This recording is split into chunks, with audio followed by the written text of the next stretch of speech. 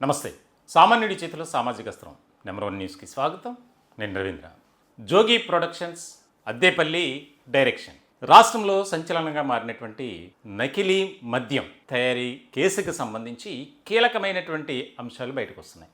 వైఎస్ఆర్సీపీలో ఒక కీలకమైనటువంటి నేతగా రాష్ట్రానికి మంత్రిగా వ్యవహరించారు జోగి రమేష్. ఆయన చేసినటువంటి అరాచకాలు కానీ, అసాంఘిక కార్యక్రమాలు కానీ, చీకటి వ్యాపారాలు. ఎందుకు చీకటి వ్యాపారాలు అన్నాను అంటే, తాజాగా వస్తున్నటువంటి అంశాలు బయటికి.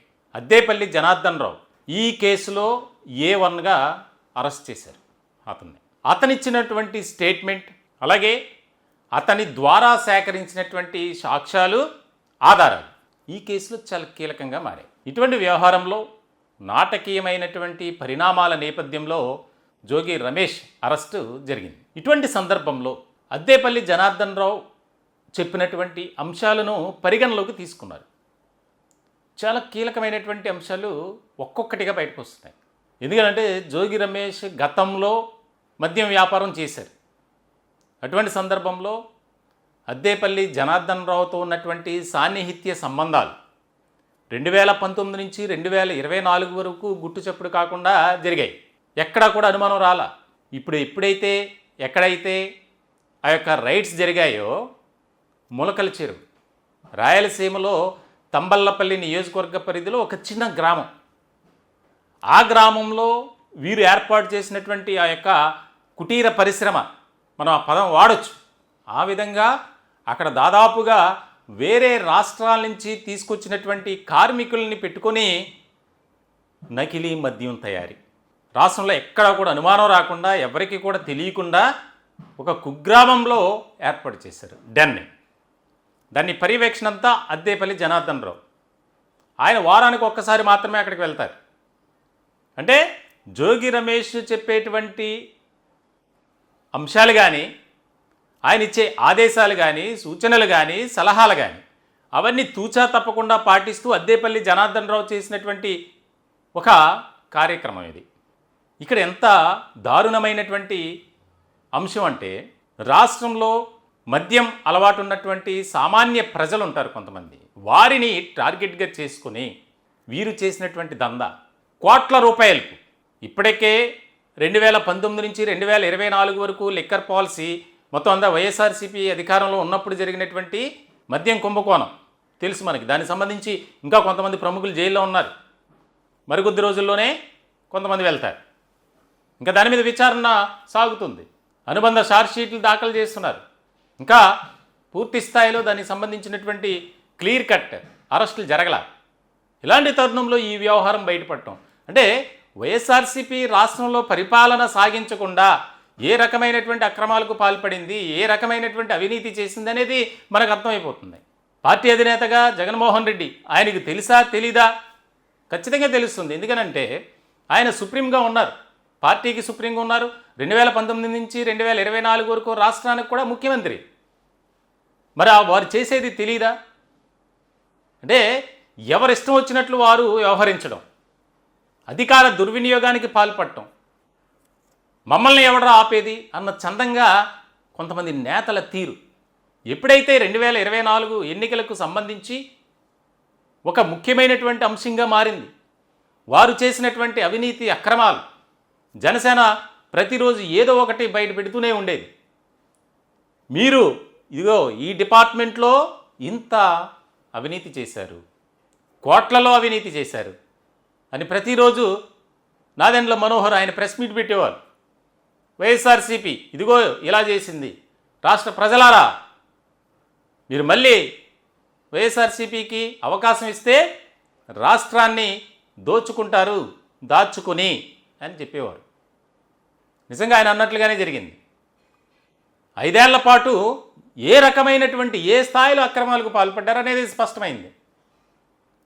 ఇలాంటి క్రమంలో చాలా ముఖ్యమైనటువంటి అంశం ఏంటంటే, ఏదైతే ములకల చెరువు కల్తీ మద్యం తయారీ కేంద్రం ఉందో దానికి సంబంధించి కింగ్ పిన్గా వ్యవహరించారు.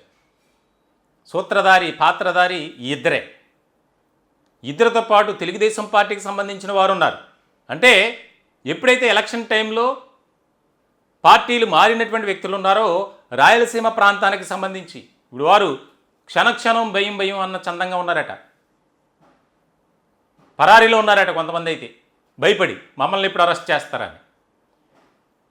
చేసిన తప్పు ఏదో ఒక రోజు బయటపడుతుంది. రాష్ట్ర ప్రజల ఆరోగ్యం అంటే మద్యం అందరూ తాగుతారని కాదు, కూలి పని కష్టపడేవారు, మందు అలవాటు ఉన్నవారు ఏం చేస్తారు, సాయంత్రానికి కొంత మద్యం సేవించి హాయిగా ఆనందంగా పడుకొని మళ్ళీ ఉదయం వారి యొక్క దినచర్య అనేది ప్రారంభమవుతుంది. మరి అటువంటి వారిని టార్గెట్గా చేసుకొని వారి యొక్క ప్రాణాలతో ఆటలాడుకున్నటువంటి ఈ ఫ్యాన్ పార్టీ నేతలని ఏమనాలి? ఇక్కడ మా ఉద్దేశం వైఎస్ఆర్సీపీని టార్గెట్గా చేసుకుని ఏదో చెప్పడం కాదు. వారు చేస్తున్నటువంటి అక్రమాలు అలా ఉన్నాయి, బయటపడుతున్న అవినీతి ఆ విధంగా ఉంది. ఎన్నో కీలకమైనటువంటి అంశాలు బయటపడ్డాయి. అద్దేపల్లి జనార్దన్ రావు ఆయన అప్రూవర్గా మారారు కాబట్టి చాలా విషయాలు బయటకు వచ్చినాయి అంటున్నారు. అప్రూవర్గా మారారు మారలేదో అది వేరే విషయం. కానీ ఆయన ఇచ్చినటువంటి స్టేట్మెంట్ ఏదైతే ఉందో ఆ స్టేట్మెంట్ను ఆధారంగా చేసుకుని ఇక్కడ కీలకమైనటువంటి స్టెప్ వేశారు ఎక్సైజ్ అండ్ సిట్ అధికారులు.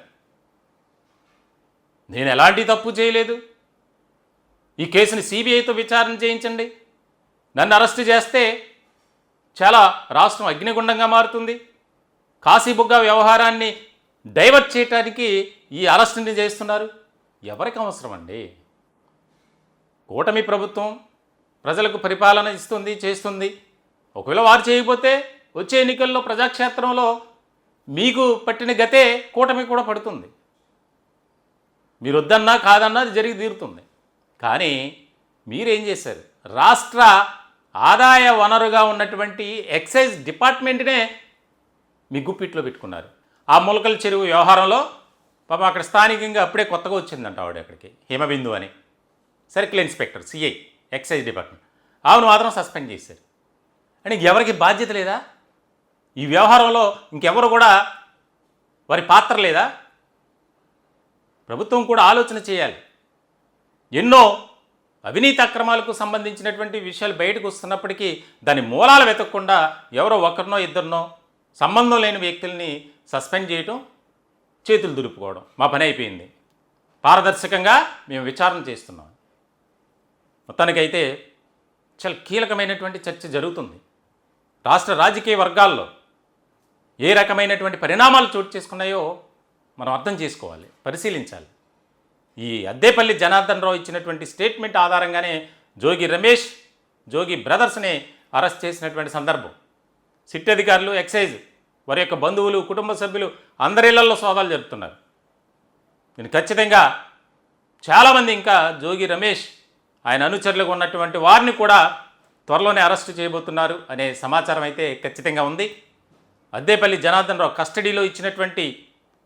కస్టడీకి తీసుకొని విచారించినటువంటి సందర్భంలో ఇచ్చినటువంటి కీలకమైనటువంటి అంశాలు, నేను దీని మీద అరెస్టు చేయకముందే వారం రోజుల ముందే వీడియో చేశాను. మరికొద్ది రోజుల్లోనే జైలుకు జోగి అని చెప్పి అదే జరిగింది. నాకేం తెలీదు, నాకు సంబంధం లేదు, అవసరమైతే సిబిఐతో విచారణ చేయండి, అన్ని నిజాలు బయటకు వస్తాయన్నారు. అరెస్ట్ చేసి అంతా అయిపోయింది. మళ్ళీ వైద్య పరీక్షల కోసం హాస్పిటల్ తీసుకొస్తే అక్కడ కూడా వివాదాస్పదమైనటువంటి వ్యాఖ్యలు, చేసినటువంటి తప్పు ఏదైతే ఉందో దానికి క్షమాపణ కోరాలి రాష్ట్ర ప్రజల నుంచి. అది చేయకపోగా కావాలని చంద్రబాబు నాయుడు, లోకేష్, పవన్ కళ్యాణ్ నన్ను కుట్రపూరితంగా అరెస్ట్ చేశారు అని చెప్పి ఆయన మాట్లాడటం, ఆయన కుటుంబ సభ్యులు అదే వాదన, ఫ్యాన్ పార్టీలో ఉన్నటువంటి ముఖ్యమైనటువంటి నేతలు కూడా అదే. మీకు కూడా అదే త్వరలో పడుతుంది.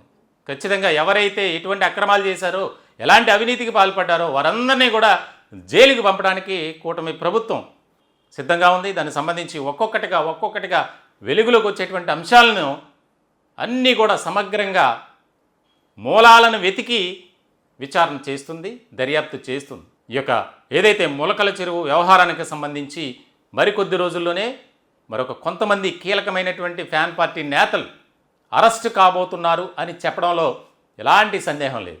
ఈ టాపిక్పై మీ విలువైనటువంటి అభిప్రాయాలని కామెంట్ రూపంలో తెలియజేయండి. దయచేసి మా ఛానల్ని సబ్స్క్రైబ్ చేసుకోండి. Thank you.